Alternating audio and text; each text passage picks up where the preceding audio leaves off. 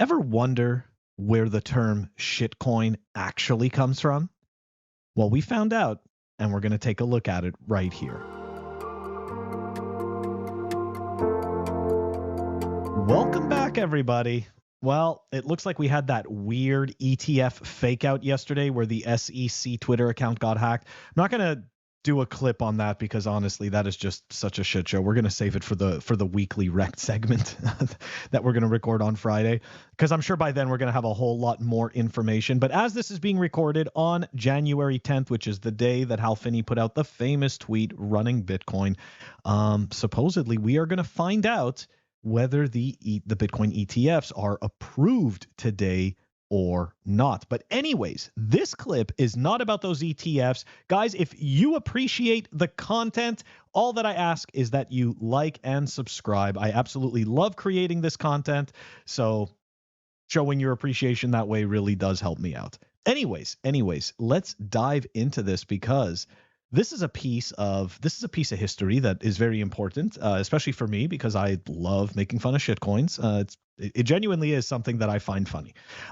So we've got this tweet from Raw Avocado, and let's see what he had to say. First use of the word shitcoin was November 2010. Now, this is funny, and I'll explain this why after, because there is some historical, there's kind of some historical precedence, maybe historical precedence isn't the right type of wording, but a lot of people think that shitcoins came much later. But what they don't realize is that people just weren't so adamantly against them at the beginning yet. Not until Ethereum came out. Anyways, let's take a look at this message from bitcointalk.org. If Bitcoin really takes off, I can see lots of get-rich-quick imitators coming on the scene. Gitcoin, Nitcoin, Witcoin, Titcoin, Shitcoin. Some of them are sure to attract users with promises like, why use Bitcoin, where you can only generate 50 Bitcoins every few months? Use Shitcoin instead, and you'll get 51 Shitcoins every 2 minutes. Of course, the cheap imitators will disappear as quickly as those 1990s internet currencies like flues and beans, but lots of people will get burned along the way. That was 2010, guys. That was 2010, and people already understood. Now, so a lot of times you'll hear from altcoin sympathizers, okay, that Bitcoin is old and we need new technology and whatnot. So what people don't understand is this, right? And Bitcoiners repeat this over and over again. And for whatever reason, altcoin supporters and altcoin promoters alike just ignore truth and ignore reality. But the thing is this: digital scarcity can only be created once. This event, this thing that Bitcoin is, was only able to be created this one time, okay?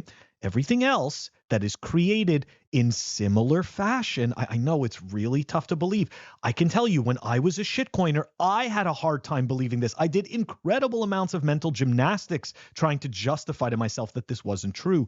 But the reality is, every single altcoin is an affinity fraud. It's an affinity scam.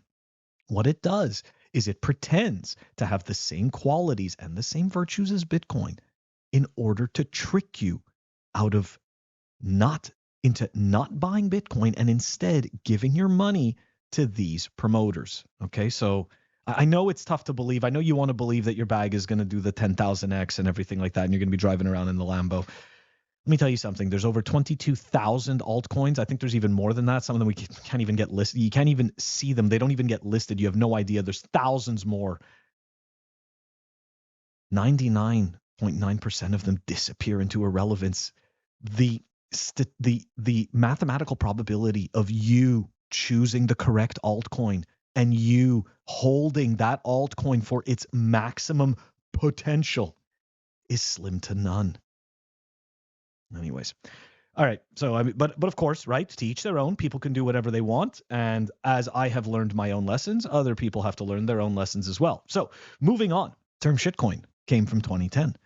So interestingly enough, though, before Ethereum came out, people would see these other tokens and not really give a shit. Like, believe it or not, nobody really cared Litecoin. Like it was actually somewhat of an accepted narrative that Litecoin was a testing ground for Bitcoin, even though there was already Bitcoin testnet coin. So you could see that people just didn't really care, and it was much more about the experimentation. But I believe that when the ETH shitcoin came to life, that's when the narrative started to change, and that's when people started to actually realize, hey, wait a second, this is an affinity scam, and this is an attack on Bitcoin.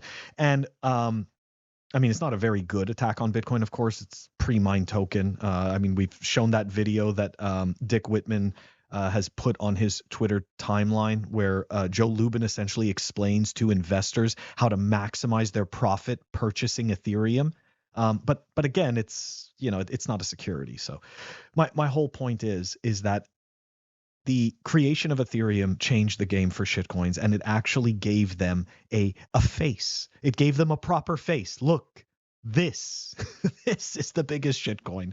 Anyways, guys, I always find it really interesting to learn these little tidbits of Bitcoin history.